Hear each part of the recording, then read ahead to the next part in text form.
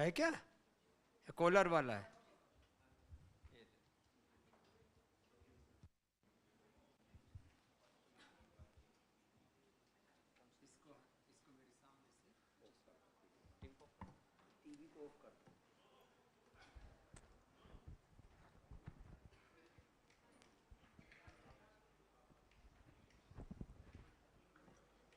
ओम ओम ओम ओम। इसकी आवाज इसके साथ कनेक्ट हो जाती, स्पीकर के साथ कर लो। ओम।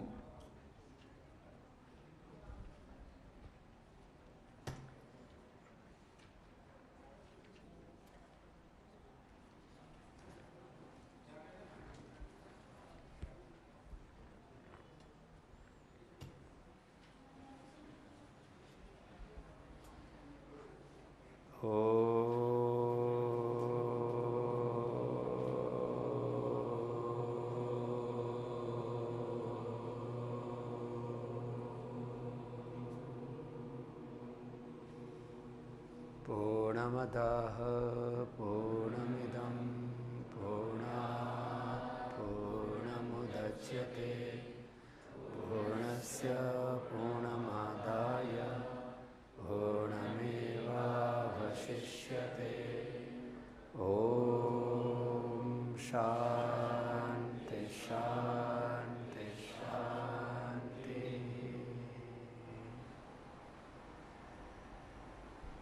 योग का, वेद का, धर्म का, शास्त्र का एक एक शब्द, एक एक ऋचा, एक एक सूत्र, एक एक मंत्र, एक एक श्लोक, वो बहुत ही गहरा, बहुत ही व्यापक है।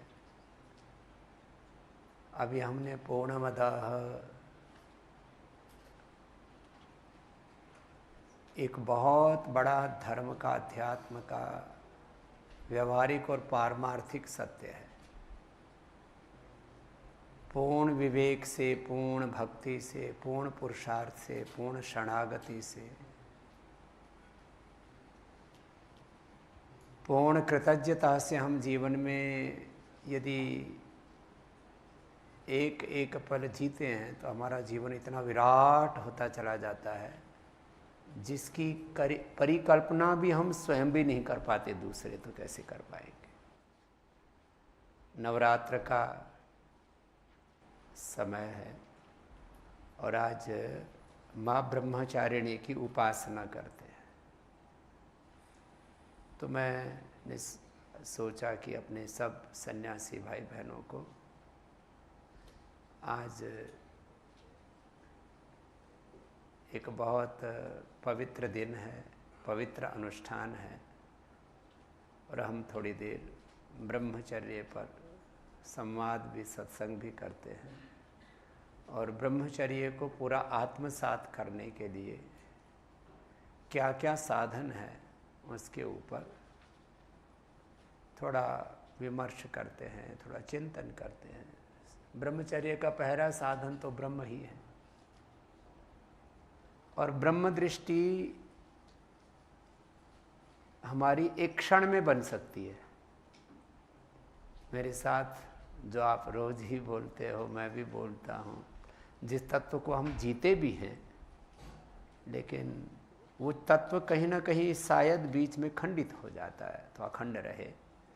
तो ओम सर्वम खलु इदम ब्रह्मा ब्रह्मेविदम अमृतम पुरस्तात् ब्रह्म पश्चात् दक्षिणतश्च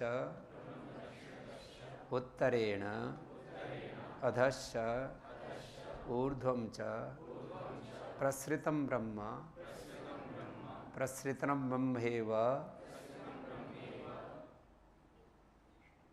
इदं वरिष्ठम् इदं विश्वम् इदं वरिष्ठम्। एक साथ बोलने का प्रवास से अभ्यास है। तो सब कुछ ब्रह्ममय है और जिसको हम कहते हैं यो वै भूमा तत्सुखम नाल्पे सुखम अस्ति, ब्रह्म ही भूमा है। इस जगत के तीन रूप माने हैं इस पूरे अस्तित्व के, ब्रह्मांड के। एक ब्रह्म, मूलतः ब्रह्म रूपाय, मध्यतः विष्णु रूपाय, अग्रतः शिव रूपाय, ऐसा कहते हैं। तो जो जीवन का, जगत का, पूरे अस्तित्व का the main source of this existence is Brahma, जो मूल शक्ति है। अब उसको चित्त शक्ति बोलो, आद्या शक्ति बोलो, अब उसको शब्द भेद से फिर भगवती भी कहते हैं, ब्रह्म कहो या भगवती कहो, तो शब्दांतर है। कई रूपों में हम अपने इस अस्तित्व के सत्य को समझते हैं। तो ब्रह्म है जो मूल शक्ति है, जो वह शक्ति जब आकार लेने लगती है तो एक जो बीच का प्रोसेस है उसको विष्णु कहते हैं। और जो व्यक्त रूप में जितना भी जगत है ये सब शिव रूप है। सबका कल्याण करने के लिए परमपिता परमेश्वर ने इस सब को नाम रूप स्वरूप अलग अलग दिए। मूलतः एक ब्रह्म ही का ये सारा विस्तार है। ब्रह्म का शरीर ब्रह्मांड है, आत्मा का शरीर पिंड है।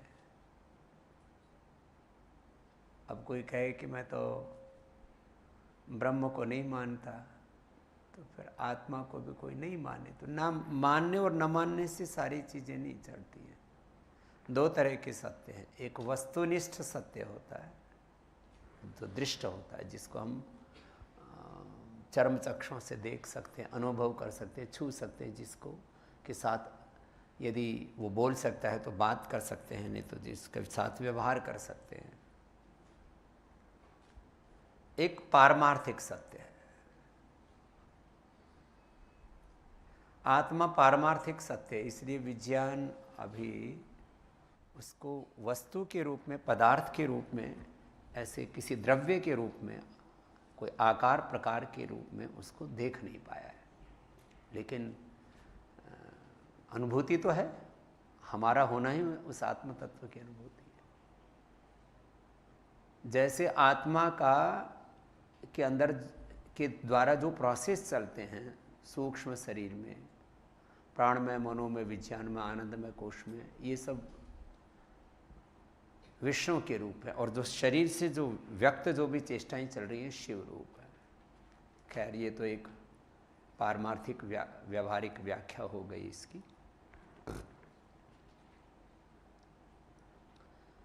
साधन के रूप में एक ब्रह्म दृष्टि, व्यवहार की दृष्टि से तो अब जैसे शरीर को बलवान बनाना है तो व्यायाम करना ही पड़ेगा, प्राण को सबल बनाना है तो प्राणायाम करना ही पड़ेगा, आत्मा को सबल बनाना है तो ध्यान करना ही पड़ेगा, और परमात्मा को पाना है तो शरणागति में जाना ही पड़ेगा।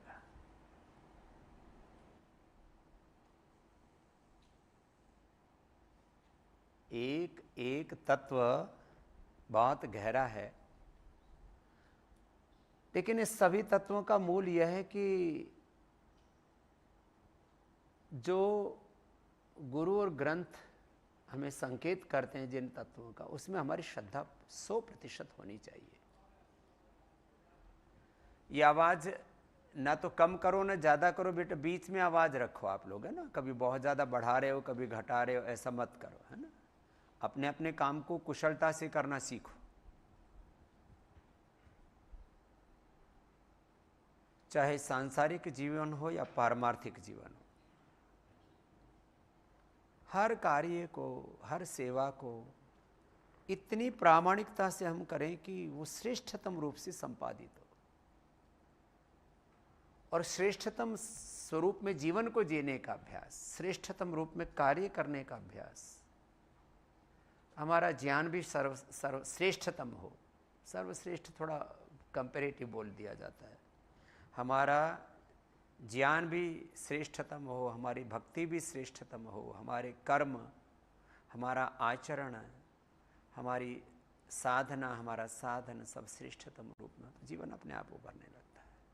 तो सूत्र रूप में आज हम सत्संग कर रहे हैं, विस्तार रूप में तो फिर कथा से, प्रवचनों से, उदाहरणों से बात को पुष्ट करके उसको ऐसे व्यवहारिक ढांचे के रूप में हम लोग सुनते रहते। अब ब्रह्म तत्व को पाना है तो ब्रह्मचर्य सूक्त में क्या पढ़ते हैं हम? ब्रह्मचारी श्रंसरति रोदसी उभे तस्मिन् देवाः सदाधार स आचार्य। एक तो इसका शब्दार्थ संबंध से, धातु प्रत्यय के निष्पत्ति से, व्याकरण शास्त्र, निरुक्त शास्त्र, ऐसे उसके द्वारा अर्थ घटाते हैं। ये अर्थ भी व्यवहारिक है, लेकिन पारमार्थिक अर्थ क्या है? जो सदा ब्रह्ममय रहता है वो ब्रह्मचारी है, वो ब्रह्मचारिणी है। ब्रह्मचारी और ब्रह्मचारिणी में शब्द का भेद है, तत्व का भेद तो है ही नहीं। अब ऐसा अर्थ करते हैं, ब्रह्मचारी ब्रह्म को ईश्वर खोज करता हुआ पृथ्वी लोक में, द्युलोक में, अंतरिक्ष लोक में, पूरे अस्तित्व में विचरण करता है। ब्रह्मचारी चरति रोदसी उभे। इस लोक में, परलोक में वह एक ही ब्रह्म में विचरण करता है। और फिर क्या कहा? तस्मिन् देवाः, सारे देवता उसके अनुकूल हो जाते हैं। मैंने लगभग 35-40 वर्ष पहले भी ये पुस्तक पढ़ी थी, आचार्य अभय देव जी की वैदिक ब्रह्मचर्य गीत। उस समय हमको ऐसा लगता था कि एक ब्रह्मचर्य एक बहुत बड़ा तत्व है और हम उसको साधेंगे, और पूरा समझ में भी नहीं आता था, लेकिन उत्साह बहुत था ब्रह्मचर्य के प्रति। हमको किसी ने ब्रह्मचारी रहने के लिए, सन्यासी का आध्यात्मिक जीवन जीने के लिए प्रेरित नहीं किया, कोई पूर्व जन्म का संस्कार था। और सारे देवता अनुकूल होते हैं, ऐसे शब्द प्रयोग है। कितने देव हैं, जितने हम मनुष्य और मनुष्यतर जितने भी इस पूरे अस्तित्व में जीव हैं ना, ये भी असंख्य कोटि हैं। हमारा परिचय तो थोड़े से जीवों से है, और हमारी बातचीत मनुष्यों से ही है, और मनुष्यों से भी हमारी रुचि प्रकृति वालों से है। दूसरे मनुष्यों से हमारी बातचीत कहाँ है? अभी चाइना वालों से हमारी बातचीत कहाँ है? रशिया वालों से हमारी बातचीत कहाँ है? यूरोप वालों से हमारी बातचीत कहाँ है? उत्तर कोरिया वाले ना तो किसी से मिलते, ना उनको किसी से मिलने दिया जाता। हमारी बातचीत मुसलमानों से अभी कहाँ है? ऐसे तो हम कहते हैं सब ये एक ही ब्रह्म का विस्तार है, लेकिन ये तो अलग ही तरह का मामला है। ब्रह्मचारी के लिए तो पूरा ब्रह्मचर्य सूक्त मैंने शायद सैकड़ों बार पढ़ा होगा, और जितनी बार उसको पढ़ो तो उसके नए नए अर्थ और नई नई अनुभूतियाँ अनुभव में आती। एक बात शब्द शास्त्र की है, दूसरी अनुभूति की बड़ी गहरी है। तो देखो, अब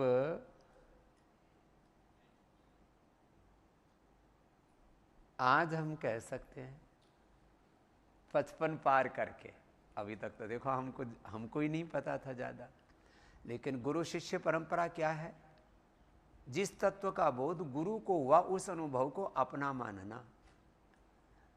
ये बात तो छोटी सी है, आप इसी धरातल पर रहा करो। जो बात मैं कह देता हूं फिर उसमें तुम एक्सपेरिमेंट मत करना, लेकिन मनुष्य का मन ऐसा है, मुझे भी करके देखना है। अच्छे अनुभव तो होंगे ही, उसके लिए आपको करने की जरूरत नहीं है, और गलत अनुभव करने की कतई जरूरत नहीं है कि एक बार ये भी करके देख लेते हैं।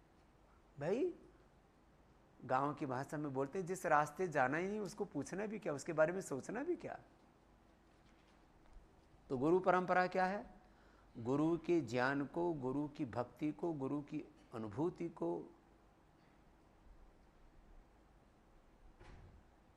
अपना अनुभव मान करके उससे आगे बढ़ना, ये गुरु परंपरा है। अब मैं आपसे कह रहा हूं कि भाई इस रास्ते पर चलते हैं तो सारी दैवी शक्तियां हमारे अनुकूल हो जाती है। अब ये बात पहले तो हमको भी सपने जैसी लगती थी। जिस समय हमारे भीतर बड़ा कौतूहल था पारमार्थिक जगत को लेकर के, अमूर्त जगत को लेकर के, उस समय हमारे भीतर बड़ी ललक थी कि सूक्ष्म आत्माओं से बातचीत करनी है, मोक्ष मुक्त आत्माओं से बातचीत करनी है, स्वाध्याय इष्ट देवता संप्रयोग करना है, और सिद्धियों को प्राप्त करना है। ऐसे हमारे भीतर बड़ा वेग था। आज से लगभग 35 साल पहले जब हम गंगोत्री में थे तब।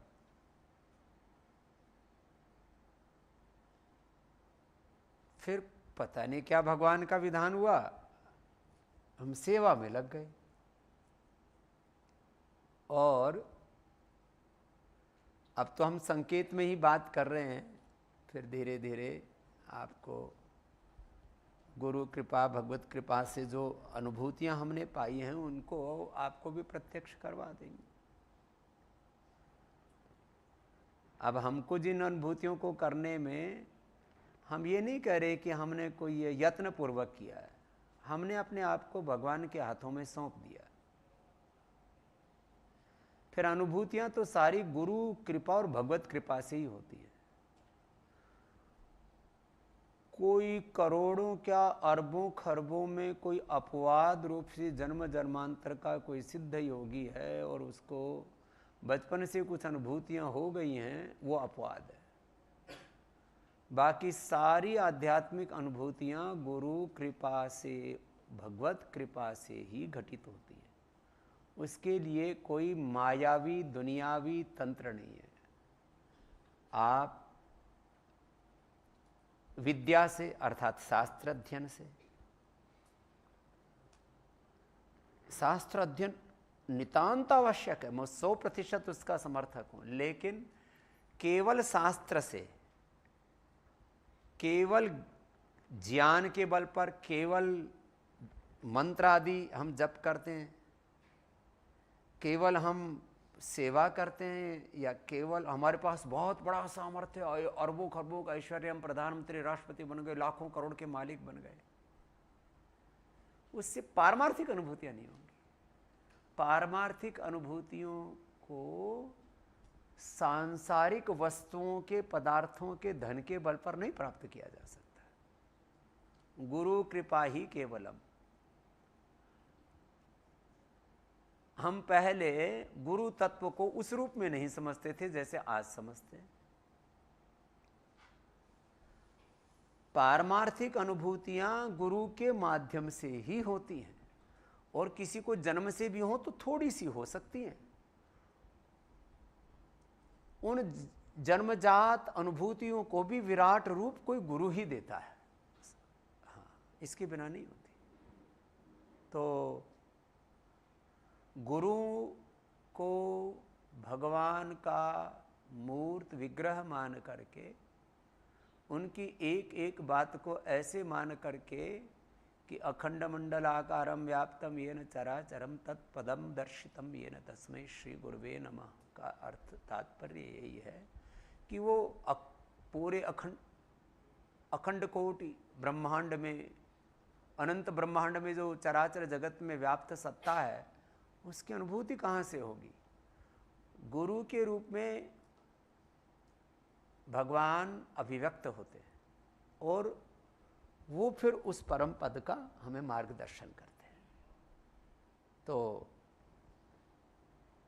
थोड़ी प्रतीक्षा भी कीजिए, धीरज रखिए, और एक निष्ठ होकर के कि मुझे ब्रह्मचर्य के मार्ग पर चलना है, मुझे भगवान को, मैंने अपने आप को भगवान को सौंप दिया, और जितनी तीव्र अभिप्सा होगी, जितनी हमारी अंतःकरण की शुद्धता होगी, आचरण की शुद्धता होगी, उतना हमारी भूख, हमारी हूक, हमारी अभिप्सा, हमारी खोज उतनी जल्दी पूरी हो जाएगी।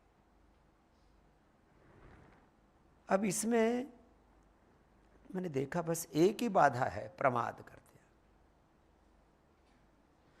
तो प्रमाद को तो पूरा डिलीट कर दें। तो आज से मैं ऐसे साधन के तौर पर बोलूं तो एक साधन तो किसी भी स्तर पर प्रमाद नहीं, न शरीर के स्तर पर, न इंद्रियों के स्तर पर, न वाणी व्यवहार के स्तर पर, न कर्म के स्तर पर, न स्वभाव के स्तर पर। स्वभावगत हमें प्रमाद होता है, दोष बोलो, प्रमाद बोलो, विकार बोलो, अशुभ बोलो, कुछ वो तो शब्द प्रयोग है। ये पहली शर्त है। निर्दोषता ही पात्रता का प्रथम चरण है। जब हमारा शरीर, हमारी इंद्रियां, हमारा चित्त, हमारा आचरण पूर्ण निर्दोष हो जाता है तो उसमें गुरु कृपा, भगवत कृपा अपने आप घटित हो जाती है। गुरु भी, ज्ञान गुरु, दीक्षा गुरु, मोक्ष गुरु, गुरुओं की भी श्रेणियां हैं। जिन गुरुओं ने अक्षर ज्ञान दिया वो भी गुरु हैं। जिन गुरुओं से हमने शास्त्र आदि पढ़े हैं वो भी गुरु हैं। आप भाई भी एक दूसरे से, भाई ने एक दूसरे से पढ़ते हो, वो आप उनके प्रति गुरु बुद्धि ही रखना है, वो ज्ञान गुरु हैं आपके। मुझसे आपने दीक्षा पाई है तो अभी मैं आपका दीक्षा गुरु हूं। अब जैसे जैसे भगवत कृपा से, गुरु कृपा से आप आगे बढ़ते जाएंगे तो मोक्ष गुरु होना अभी बाकी हूं।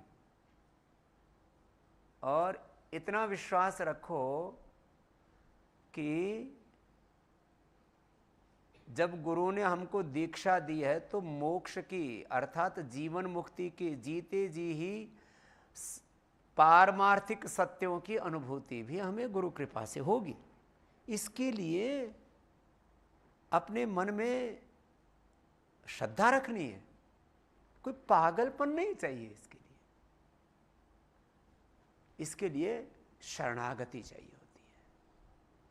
तो जैसे जैसे आपकी शरणागति पूरी होती जाएगी, तस्मिन् देवाः सम्मनसो भवन्ति, तो आपको भी वो सारी अनुभूतियां होंगी, ये विश्वास रखो।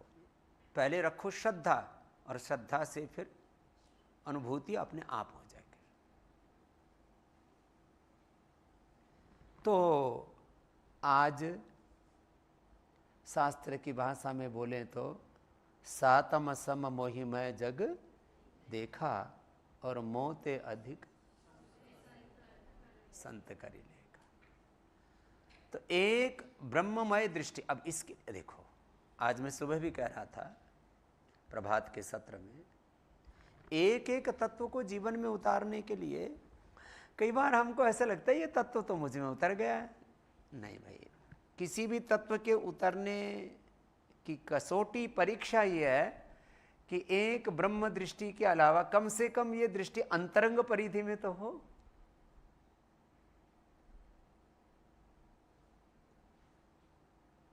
देखो, कुछ ऐसा भी पूरे अस्तित्व में तत्व होंगे जिनकी उपेक्षा करनी है आपको, लेकिन आंतरिक परिधि में तो उपेक्षा ठीक नहीं है ना।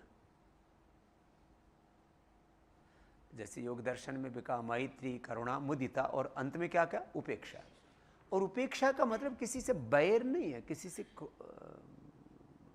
दुश्मनी, तो ये हिंसा किसी के साथ, वो तो प्रश्न ही नहीं है। डिटैचमेंट, उसके साथ अनपेक्ष हो जाना। तो ये अभ्यास आप सब भाई आंतरिक परिधि में करो। बहनें, ये अभ्यास आंतरिक परिधि में करो। और आज मैं गुरु कृपा, भगवत कृपा से इस बात को आपके उत्साह के लिए कह रहा हूं। वैसे तो आत्मश्लाघा की श्रेणी में आती है ये बातें, लेकिन अपने बच्चों को तो बात कहनी पड़ती है, माता पिता को, गुरु को, अपने शिष्यों को बात कहनी पड़ती है। इस पूरे अस्तित्व के प्रति मैं ये शब्द पिछले 30 सालों से बोल रहा हूँ, और मैंने ये जो उपनिषद की ऋचा आदि और ये सारी बातें मैंने भी पढ़ी थी 35-40 साल पहले। तो धीरे धीरे धीरे धीरे हमारे भीतर इतनी रच बस गई, अब हमको जागते समय भी स्वप्न में भी एक ही ब्रह्म का भाव सबके प्रति रहता है। तो इस भाव को आप इसको रचाना बसाना पड़ता है अपने पूरे अस्तित्व में, रोम रोम में। जब आप इसको पूरा रचा बसा लेंगे तो फिर आप में द्वैत खत्म हो जाएगा। अद्वैत और द्वैत त्रैत के नाम पर ये जो लोग शास्त्रार्थ करते फिरते हैं और बहुत तरह के वाद संवाद विवाद और बहुत तरह के उपद्रव होते रहते हैं, ये अलग बात। व्यवहार में तो द्वैत और त्रैत है ही नहीं, इसमें तो कोई प्रश्न ही नहीं है ना। भाव में अद्वैत आ जाए, आत्मवत्तया हम जीने लगे, आत्मवत दृष्टि हो जाए, आत्मवत प्रीति करें, आत्मवत व्यवहार करें और एक ही ब्रह्म का आंतरिक परिधि से तो शुरू करो। पहले तो बहुत कठोर अनुशासन में रहना पड़ता है। जैसे हमारे गुरु ने हमको रखा कि माँ बहनों की तरफ ऐसे भी नहीं देखना, तो हमने ऐसे देखा ही नहीं कभी। अब आप बेटियां हैं, आपको हम देखते भी हैं, सब भाई बहन भी हमसे मिलते हैं, लेकिन वो भाव जब परिपक्व हो जाता है, प्रथम तो आपको सीढ़ी दर सीढ़ी स्टेप बाय स्टेप आगे बढ़ना पड़ता है।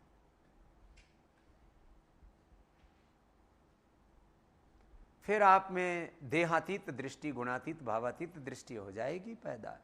तब आप फिर यहाँ ये लिंग भेद भी नहीं रहता है, मेल फीमेल ये सब अपना अस्तित्व कृतार्थम प्रति नष्टम अपि अनष्टम अन्य साधारणत्वात् हो जाता है। सिया राम मैं सब जग जाने, सातम सम मोहि मैं जग देखा, ओम सर्वम खलु इदम ब्रह्म वासुदेवः सर्वम। तो इस भाव को जिसने पैदा कर लिया वह माँ ब्रह्मचारिणी की उपासना करने में समर्थ हो जाए। वैसे तो नवरात्र के 9 की 9 ही जो देवी की स्वरूपों की उपासना है वो बहुत ऊंची है। हम सन्यासियों के लिए तो ब्रह्मचारिणी की उपासना ये हमारा स्वभाव बन जाए, ये हमारे पूरे अस्तित्व में, हमारे रोम रोम में रच बस जाए। मेरा शरीर का एक एक अणु परमाणु 37 ट्रिलियन सेल्स ब्रह्ममय हो जाए स्वयं से और समष्टि। किसी भी सत्य को हमें समझना है तो स्वयं से उसका प्रारंभ होता है। और ये दृष्टि फिर पूरे अस्तित्व में जहाँ कहीं पर भी ब्रह्म के अतिरिक्त दृष्टि आए उस दृष्टि को वितर्क बाधने प्रतिपक्ष भावना, ब्रह्म दृष्टि से उस दूसरी भोग दृष्टि, कोई भ्रम की दृष्टि, कोई और सात्विक रासिक दृष्टि, कोई ब्रह्मेतर दृष्टि आ गई तो उसके लिए इस दृष्टि को ही अपने भीतर पूर्णता से, इसलिए मैंने 2 शब्द पहली ऋचा से प्रारंभ किया, पूर्णमदः। इसी यह पूर्ण विवेक हो जाए, पूर्ण प्रकाश हो जाए इस ब्रह्म दृष्टि का, पूर्ण प्रकाश कि बस अब इसके अलावा कुछ दूसरा है ही नहीं। पूर्ण भक्ति, ये विश्वास इतना हो जाए कि सोते जागते उठते बैठते कभी भी फिर इस दृष्टि से नीचे ना आए और व्यवहार में जो कुछ कर रहे हैं उस ब्रह्म की ही आराधन है, ब्रह्म की ही पूजा है। सब कुछ जानने की, सब कुछ करने की प्रेरणा, सब कुछ जानने का बोध विवेक, सब कुछ करने की प्रेरणा, सब कुछ करने की शक्ति, सब कुछ करने के साधन सब भगवान के दिए हैं। मैं निमित्त मात्र हूँ, ऐसे अकर्ता होकर के करना। ये हो गई ब्रह्म दृष्टि ज्ञान में, ब्रह्म दृष्टि भक्ति में, ब्रह्म दृष्टि कर्म में। आहार में भी सन्यासी लोग भोजन भी करते हैं तो क्या बोलते हैं? ब्रह्मार्पणम ब्रह्महविर। तो ये अन्नम ब्रह्मेति व्यजानात्, अन्न हम भोजन भी कर रहे हैं तो ब्रह्म दृष्टि से, और उस भोजन से पोषण पा करके भी हमको कोई गांव की भाषा में बोले तो कुवध नहीं करनी, किसी बल बढ़ा के किसी को सताना नहीं है, बल बढ़ा करके उसका अहंकार नहीं बढ़ाना है। हम उत्साह देने के लिए बोलते रहते हैं अच्छे बनो, ऐसे करो वैसे करो, लेकिन अंतर मन में ये दृष्टि हमेशा गहरे में रहती है कि हमारा जीवन कोई प्रदर्शन के लिए नहीं है। ऐसे मुझे कोई देखे, मुझसे प्रभावित हो, मैं इम्प्रेस कर सकूं, मेरे बाल ऐसे हो, मेरा चेहरा ऐसा हो, मेरा शरीर ऐसा, अरे सब कुछ ठीक रखो, सलीके से जियो, लेकिन वो एक लोक मर्यादा है। लेकिन अंतर मन में दृष्टि यही है कि मैं खा रहा हूँ तो भगवान के लिए ही, जिससे मैं उसको भोजन करके प्रसाद पा करके मैं भगवान की सेवा करूँ। मैं सो रहा हूँ तो भी भगवान की सेवा करने में और समर्थ हो पाऊँगा, नहीं तो शरीर रूपी यंत्र चलेगा नहीं। मैं पढ़ रहा हूँ, पढ़ा रहा हूँ, जो भक्ति कर रहा हूँ, कर्म कर रहा हूँ, कुछ भी कर रहा हूँ, सब भगवान भगवत अर्पण, ब्रह्मार्पणम ब्रह्महविर। और यत् करोसि यदस्नासि यज्जुहोसि ददासि यत् तपस्यसि तत्कुरुष्व मदर्पणम। ऐसे कुछ भी बोलो, ब्रह्मार्पणम बोलो, यत् करोसि बोलो, प्रातः प्रभृति सायं अंतः यत् करोमि जगन्माता तत्सर्वं तव पूजनम यतः प्रवृत्तिर्भूतानां येन सर्वम् इदं ततं सत्कर्मणा तमभ्यर्च्य सिद्धिं यो मां पश्यति सर्वत्र सर्वं च मयि पश्यति। ऐसी भाव दृष्टि भाव के स्तर पर ही आ जाएगा, तो भाव ही जब गहरा हो गया तो क्या हो गया, स्वभाव हो जाएगा। तो इस साधन को आप पूरा साध लीजिए कि मुझे आज माँ ब्रह्मचारिणी की उपासना करते करते इस ब्रह्म भाव को पूरे अस्तित्व में रचाना बसाना है। और सुबह उठ करके एक बार चिंतन करो कि हमारे गुरु ने हमको कहा है कि हमें इस ब्रह्मचर्य में पूरा प्रतिष्ठित रहना है और एक ब्रह्म के सिवा भाव के स्तर पर दूसरी दृष्टि को नहीं आने देना। व्यवहार के स्तर पर तो व्यवहार भेद रहेगा, माँ बहन बेटियों के साथ माँ बहन बेटी जैसा व्यवहार करेंगे, गुरु के साथ गुरु जैसा, गुरु भाई के साथ गुरु भाई, गुरु भगनी के साथ गुरु भगनी जैसा, माता पिता के साथ माता पिता जैसा, सांप के साथ सर्प जैसा, बिच्छू के साथ बिच्छू जैसा। और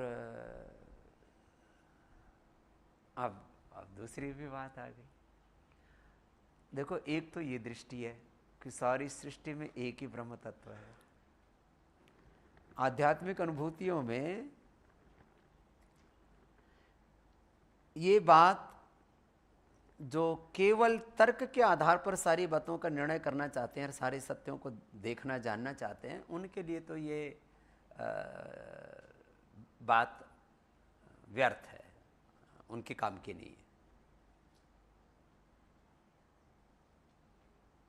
एक तो हम ये कहते हैं कि चींटी से लेकर के सांप बिच्छू से लेकर के सारे छोटे छोटे जीव जो जलचर हैं, थलचर हैं, नभचर हैं, हम अब अपने अपने विवेक के अनुसार उनकी हम व्याख्याएं करते रहते हैं। और उसका वैसे तो सारी सृष्टि ऐसी है, ये नीति है। क्यों, अब आप थोड़े तर्क दे सकते हैं सब के संदर्भ में। ये क्षुद्र दंती क्यों है, जलचर थलचर नभचरों का क्या मतलब है? भगवान अपने संकल्प से, जैसे ये बात प्रचलित है ना, वैसे आज वो विषय नहीं है कि न जाने किस रूप में नारायण मिल जाए का अर्थ है भगवान अपने संकल्प से मच्छर का भी रूप धारण कर लेते हैं। यदि किसी को ऐसी अनुभूति करनी है कि भगवान जी आप ऐसा स्वरूप धारण करो, तो आपके संकल्प से भगवान नहीं चलते, लेकिन आपको पारमार्थिक सत्यों में भगवान की, जो मैं कह रहा था ना थोड़ी देर पहले, उसको पूरा कर देता हूं। ये जो दिख रहा है ना, जो जगत, ये भगवान का 1% भी नहीं है भगवान के सामर्थ्य का। भगवान का सामर्थ्य और उनकी शक्ति अनंत है, अनंत। तो ये जो जीव जंतु हैं, ये तो भगवान के विधान का 1% हिस्सा भी नहीं है पूरा। भगवान मच्छर का भी रूप धारण कर सकते हैं, भगवान सर्प का भी रूप धारण कर सकते हैं, भगवान सिंह का भी रूप धारण कर सकते हैं। अब जो दशावतारों का वर्णन है, देखो मैंने तो पुराण ज़्यादा पढ़े नहीं है, इसलिए मैं उस बारे में तो ज़्यादा बात नहीं करूँगा। भगवान कोई भी रूप धारण कर सकते हैं। और हमने तो अपनी आँखों से ये देखी भी बात कही है। देखो भाई, किसी कहानियों में सुनी हुई बातें अलग होती हैं भाई। देखो कि फिर किसी आध्यात्मिक गुरु ने बताया पारमार्थिक तत्वों की अनुभूति से, अनुभूतियाँ जिनको हैं, तो हमने तो प्रथम बार भारत में वो नाग सांपों का, सपेरों का देश और ये फलाना, ये जो है गडरियों का देश, ये जो कहने वाले जो लोग हैं उनकी बुद्धि पर तो पत्थर पड़े हुए हैं। हमारे यहाँ हर मंदिर में आकृति किसकी बनाते हैं ज्यादातर? ऊपर कोई शिव मंदिर हो तो खास करके सांप की। और सब देवताओं के प्रधान देवता किसको मानते हैं? शिव को। महादेव कहते हैं इसलिए उनको। और शिव का आभूषण क्या है? सांप। शिव जी बाद में दिखते, सांप पहले दिखता है ऐसे।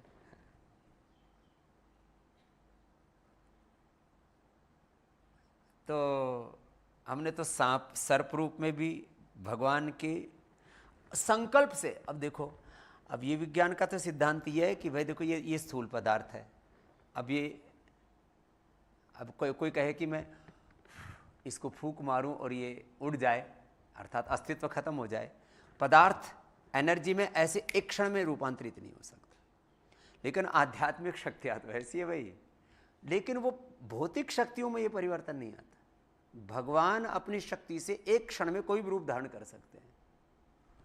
ऐसे सैकड़ों मतलब फीट लंबा रूप धारण कर लिया और एक क्षण में वामन रूप और एक क्षण में विराट रूप धारण कर लिया।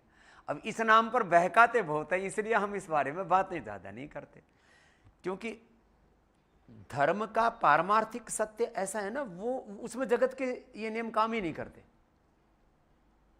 सारे जगत के नियम, सारे जगत की परिभाषाएं, सारी जगत की सीमाएं जहां पूर्ण हो जाती है वहां से अध्यात्म प्रारंभ होता है। अब उसके बारे में फिर 99% तो पाखंड ही चलता है।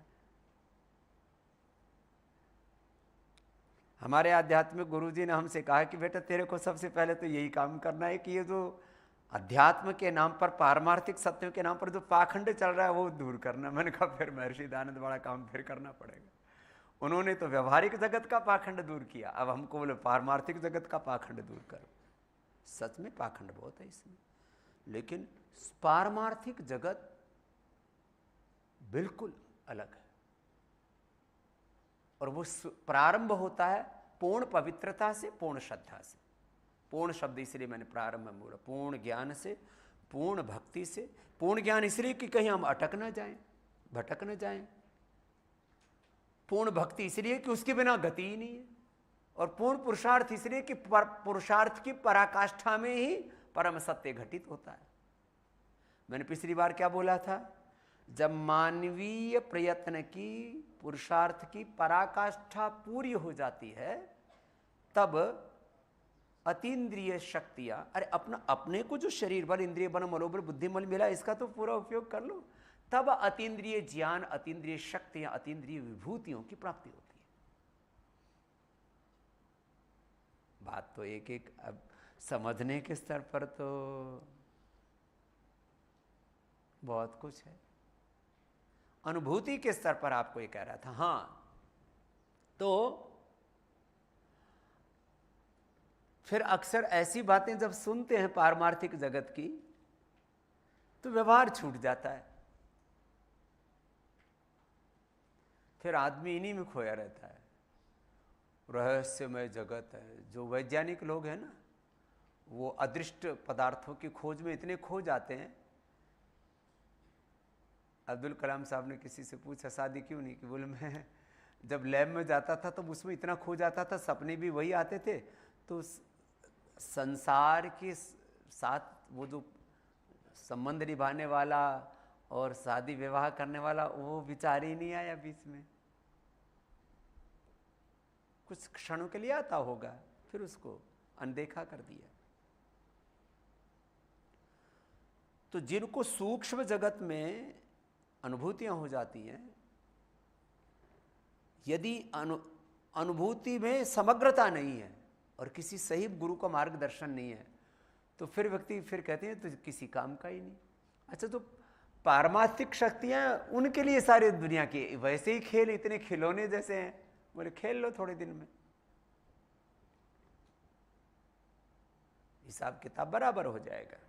खैर, दुनिया के हिसाब तो हमने देखा, अपराधी का जीवन 10 साल, जो बड़े गैंगस्टर्स होते हैं ना, मर्डर करने वाले, रेप और पता नहीं क्या क्या, अपराधी का जीवन 10 साल, राजा का जीवन 20 साल। 20 साल से ज़्यादा जो अत्यंत तपस्वी महापुरुष थे उनका ही राज्य हुआ है। आप वर्तमान समय में जिनको हम बहुत ज़्यादा जानते हैं, पढ़ा है जिनके बारे में, अकबर से लेकर के, औरंगजेब से लेकर के, हिटलर से लेकर के, और क्या तो जो वो पूरा एक वो मूछ वाला दिखाते ना,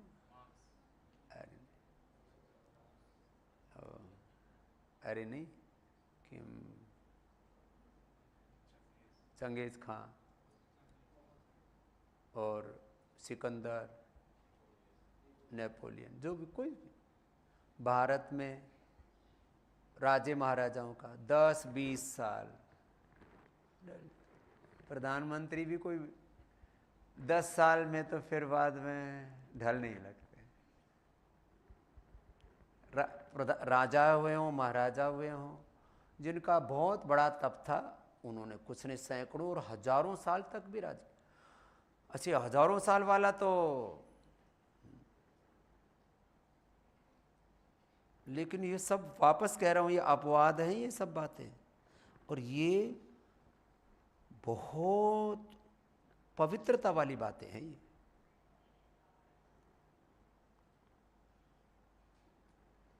व्यवहारिक जगत में ये सब व्यवहार के सत्य अलग हैं और ये पारमार्थिक सत्य अलग है। तो भगवान अपने संकल्प से कोई भी शरीर, कोई भी रूप धारण कर सकते हैं। आप छुओगे, देखोगे, आपको शरीर भी अनुभव में आएगा और एक क्षण में गायब हो जाए। यहां बैठे हैं, बिना दरवाजे खुले, सारी खिड़कियां, और ये तो थोड़े फिर भी कुछ छिद्र छिद्र हैं, सारा बंद हो, और इसमें कोई एक आपके सामने कोई 20-30 फीट का एक आकार प्रकट हो जाए और उसी में पूरा हो जाए, तो कहेंगे ये कौन सा विज्ञान का सिद्धांत खत्म। यहां से जो है कोई दरवाजा खुला नहीं है, ये इतना बड़ा आकार कहाँ से आ गया, और छुआ तो दिख भी रहा है और बाद में एकदम से गायब। तो आदमी को पहले तो पसीने आ जाएं। अब हमारा तो रोज का काम हो गया, तो हम ना तो पसीने आते, ना आश्चर्य होता, ना हंसी आती। मैंने कहा ये है क्या चक्कर, है बड़ा जबरदस्त। लेकिन अष्टाध्यायी पढ़ लेना, अभी थोड़ा बाबा से पढ़ लेना, वेद शास्त्र पढ़ लेना, हम पढ़ के आए ना, इसलिए बिना अष्टाध्यायी पढ़े अनुभूति नहीं होगी। तो इन चीजों में फिर जो अतिशय है, उसमें फिर ऐसे एक बात और बताता हूं, जो केवल ऐसी इच्छाएं रखते हैं कि मुझे अतीन्द्रिय अनुभूतियां सारी हो जाएं, फिर ये किस ये भगवत गीता, ये रामायण महाभारत उपनिषद, पंचदर्शन, पंचोपदेश, ये सब क्या पढ़ने की जरूरत है। नहीं, हर एक तत्व की अपनी महिमा है।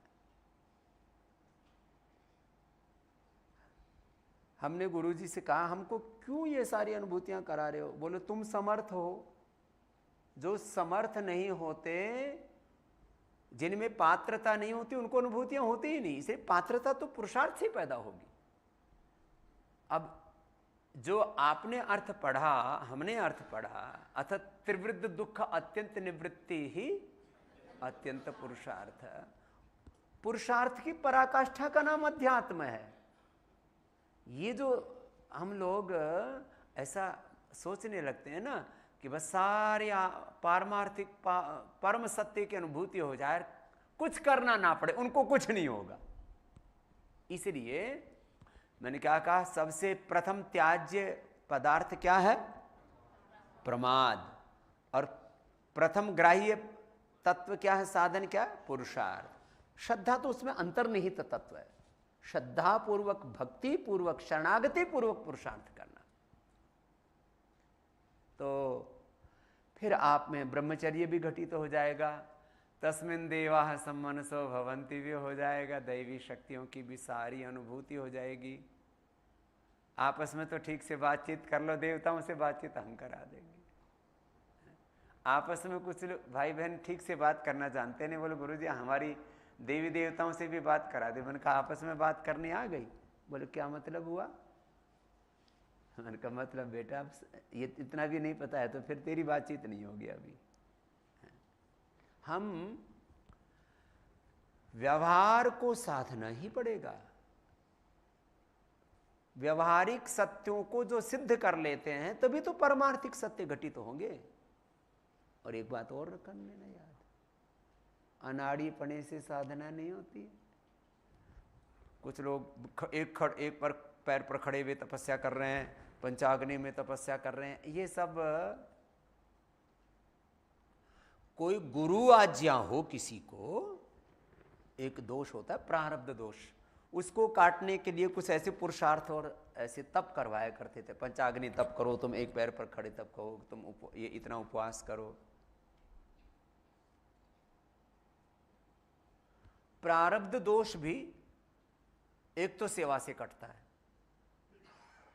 सेवा प्रथम साधन है, आंतरिक साधन। ये तो जो है दो साधन मैंने, प्रमाद का त्याग और पुरुषार्थ साधन तो एक व एक तो निषेध है, उस साधन थोड़ी है वो।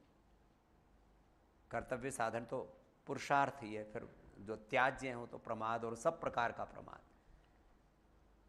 सेवा से शरीर की, इंद्रियों की, चित्त की शुद्धि होती है और प्रारब्ध दोष कट जाते हैं।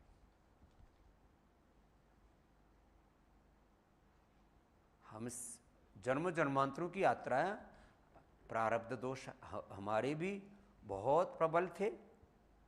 तो भाई ये तो अनंत काल की अनादि काल की यात्रा है और अनंत काल तक चलने वाली है भाई। तो इसमें अपने प्रारब्ध को काटो, और उसके लिए एक ही साधन है, पुरुषार्थ की, सेवा की, शरणागति की, और वो एक ही तत्व है ये भी।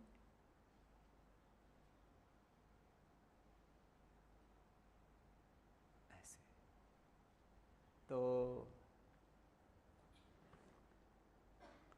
कभी कभी अलग अलग काल समय में, अलग अलग मुहूर्त में, वैसे तो हम कहते हैं 365 दिन भगवान के ही, वो भी सत्य है, लेकिन ये भी सत्य है कि अब ये जो काल, घड़ी, मुहूर्त आदि की भी जो बात है, ये पारमार्थिक दृष्टि से बड़े तत्व हैं इसमें, लेकिन लोग इसके नाम पर बड़ा पाखंड करते हैं। जैसे मैंने कहा, पारमार्थिक शक्तियों के नाम पर, देवी देवताओं के नाम पर, भूत प्रेतों के नाम पर। अच्छा, भूत प्रेत वाला तो मामला ही बड़ा विचित्र है। जब शास्त्र में एक तरफा कह दिया, जो जब तब पूजा पाठ करने वाले सात्विक आत्माएं होते हैं उनके ऊपर कोई आसुरी शक्तियां असर नहीं करती, तो फिर ये क्यों भूत प्रेतों के डेरे लगाए बैठे? सीधा सीधा पाखंड है भाई। जब हम शास्त्र के धर्म तत्व को पूरा धारण कर लेते हैं, फिर अर्थ काम मोक्ष तो सिद्ध हो ही जाएगा, और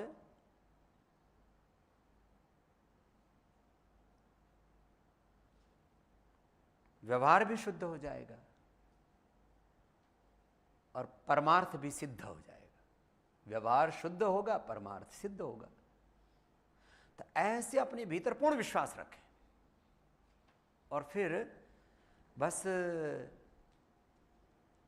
संशय रहित हो करके, नष्टो मोह स्मृतिर्लब्धा तत्प्रसादान मयाच्युत हो करके, स्थितोस्मि गत संदेह, ऐसा करिष्ये वचनम, तो गुरु ग्रंथ की बात मानो और मनमानी छोड़ करके एक एक तत्व को। तो आज मैं ब्रह्म तत्व की बात कर रहा था, तो जब ऐसा सिद्ध हो जाएगा तो भगवान आपसे फिर एक बहुत बड़ी सेवा के लिए आपको निमित्त बना लेते, भगवान आपका वर्ण कर लेते हैं।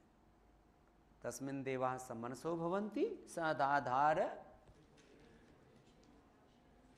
स आचार्यम तपसा। भगवान पहले आप भगवान का वर्ण करते हैं, अपने भीतर पात्रता पैदा करते हैं, फिर भगवान आपको चुन लेते हैं अपने विराट कार्य के लिए। तो मैं तो आप बच्चों को ऐसा देखना चाहता हूँ कि आप प्रथम पूर्ण श्रद्धा, पूर्ण भक्ति, पूर्ण पवित्रता से गुरु तत्व का, ब्रह्म तत्व का, भगवत तत्व का वर्ण करें, और फिर गुरु भगवान आपका पूरा वर्ण करके आप में पूरे अभिव्यक्त हो जाए। अंतिम बात,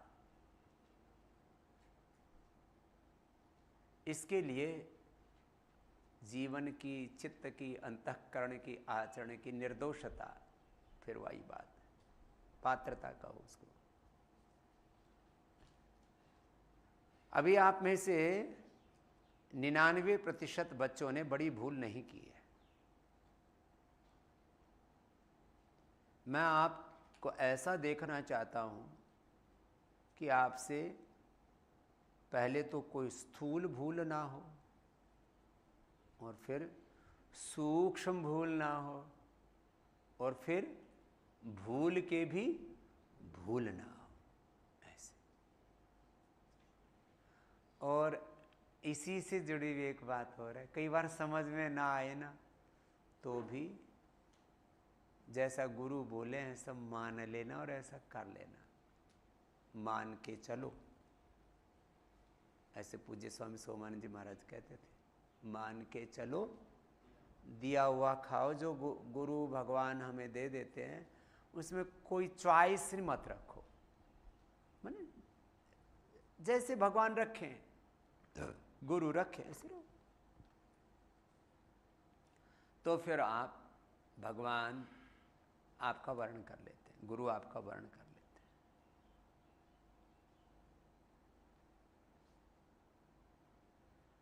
तो बात तो इतनी सी है, बाकी तो सब क्या है, करना है। क्या है बोलो? करना है, जीना है। जीना आ जाए व्यावहारिक दृष्टि से, तो फिर पारमार्थिक दृष्टि से भी जीना नहीं है, फिर वो तो उसकी फलश्रुति है। सुबह दुर्गा सहस्त्रनाम की फलश्रुति पढ़ रहे थे, विष्णु सहस्त्रनाम की भी फलश्रुति है, शिव सहस्त्रनाम की भी फलश्रुति है। भक्ति योग आजकल तो मैंने सैकड़ों बार, देखो भाई, हमने पहले रामचरितमानस की एक चौपाई सुनी नहीं थी। हमने तो ये सब जो है, जैसे जैसे सन्यास में प्रवेश करते गए महापुरुषों का, एक बात मैं आपको कहता हूँ, पता नहीं क्या संयोग बना, हमको गुरुओं का आशीर्वाद बहुत मिला है। इस समय जितने भी संसार के बड़े सन्यासी हैं और बड़े आध्यात्मिक महापुरुष हैं, हमको ऐसे सेवा करते करते उनका सहज अनुग्रह प्राप्त हुआ है। ये बहुत बड़ी बात।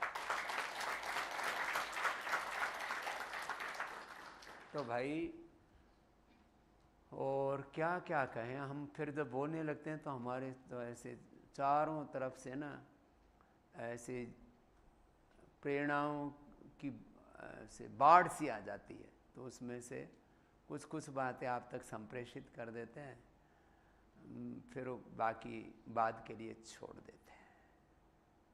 तो भाई, आप ऐसे बनो कि बस आप में सारे सत्य धीरे धीरे धीरे धीरे घटित होते चले जाएं, और अपने बस जो जीवन की निर्दोषता मिली है उसको, उस पर कोई दाग मत लगने देना। एक क्षण के लिए भी अपने आप को, हमारे गुरुजी बार बार कहते थे कालवा में, सावधानी हटी दुर्घटना घटी, और दूसरा शब्द बोलते थे, बेटा अपना इतिहास खराब मत करना। ये सच में हम तो स्नातक हो गए, उसके बाद तक हमको नहीं बताते इतिहास कैसे खराब होता है। तब बाद में पता लगा, वो तो जो करते हैं वो तो इतिहास बन ही जाता है। अब हमारा इतिहास में जो भी पढ़ते हैं उनको वहाँ इतिहास ही सुनाते रहते हैं। स्वामी आचार्य रामदेव थे, ब्रह्मचारी रामदेव थे, फिर आचार्य रामदेव वो ऐसे ऐसे करते थे, ऐसे गाय की सेवा करते थे, ऐसे गुरु की सेवा करते थे, ऐसे पढ़ते थे, ऐसे पढ़ाते थे। इतिहास ही जो किया वो इतिहास ही बन जाता। अभी भी हम बोले हैं, अभी इतिहास ही बन गया है।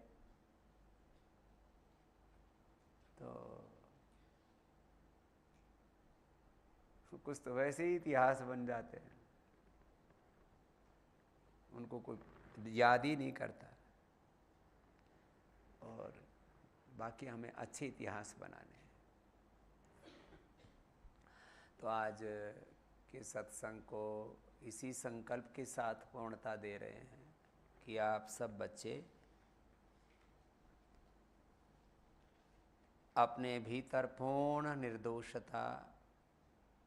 और पूज्य स्वामी सोमानंद जी महाराज जी एक बात और ये भी कहा करते थे, जैसे अभी मैं कुछ बातें कह रहा था कि भाई बच्चे की तरह रहो,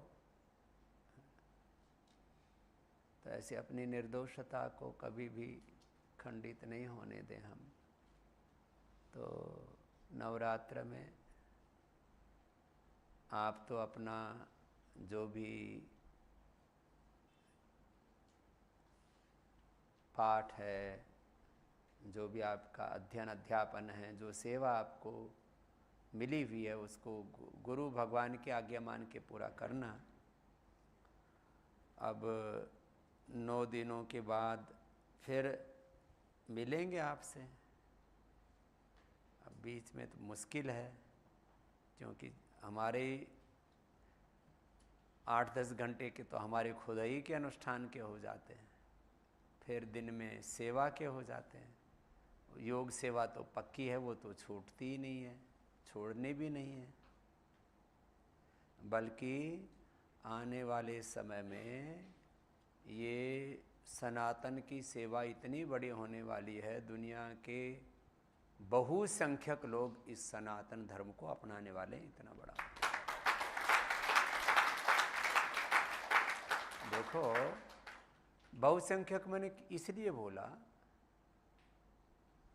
कुछ लोग तो हठ दुराग्रह से इतने ग्रसित होंगे अलग अलग कारणों से, वो किसी भी कालखंड में सतयुग त्रेता द्वापर कभी भी वो ऐसा होता ही नहीं है कि सब लोग सत्य के उपासक हो जाए। कुछ लोग तो रहेंगे ही दूसरी राह पर, लेकिन यदि संसार में बहुमत भी सत्य का हो जाता है तो ये संसार बहुत सुखी हो जाएगा। और संसार तो सुखी होगा ही होगा भाई, हम तो सुखी आज भी और कल भी रहेंगे। ऐसी साधना अपने को करना, अपने आनंद में कोई बाधा नहीं है। और कम से कम पहले का अलग अलग कालखंडों में क्या रहा होगा हमको नहीं पता, आज जिस कालखंड में है हम इस पूर्ण स्वाधीनता को जी सकते हैं। तो आप सब बालकों को फिर से बहुत बहुत आशीर्वाद, शुभकामनाएं। और मैंने कहा कई बार समझ में भी ना आए धर्म का व्यवहारिक और पारमार्थिक, अध्यात्म का व्यवहारिक और पारमार्थिक अर्थ क्या है, तो हमको देख लेना, कुछ समझ में आ जाए तो ठीक है। और फिर भी जिसको धक्के खाने हैं तो भाई किसको कौन रोक सकता है। फिर भी किसी को ठोकरें खानी है तो कौन किसको रोक सकता है। जिनकी सच्ची भूख होगी, जिनके भीतर सच्ची लगन होगी, अभीप्सा होगी, जिनके भीतर परम तत्व की खोज का जन्म जन्मांतरों का जिसका प्रारब्ध होगा, वो तो इस मार्ग पर डटेगा। शेष तो दुनिया एक प्रवाह से अलग ही दिशा में बही जा रही है। परम तत्व के, परम सत्य के उपासक तो थोड़े ही हैं। बस हम इस परम तत्व की उपासना से विचलित ना हो। भगवान हम सबको ऐसा ही सामर्थ्य दे। हम गुरु कृपा को आधार मान करके, गुरु प्रेरणा को, गुरु के जीवन को अपने सामने रख करके और उन्हीं को ही भगवान का विग्रह मान करके, ध्यान मूलम गुरु मूर्ति ही, पूजा मूलम गुरुपदम, मंत्र मूलम गुरु वाक्य, मोक्ष मूलम गुरु कृपा मान करके हम इस मोक्ष के मार्ग पर आगे बढ़ते रहें। ओ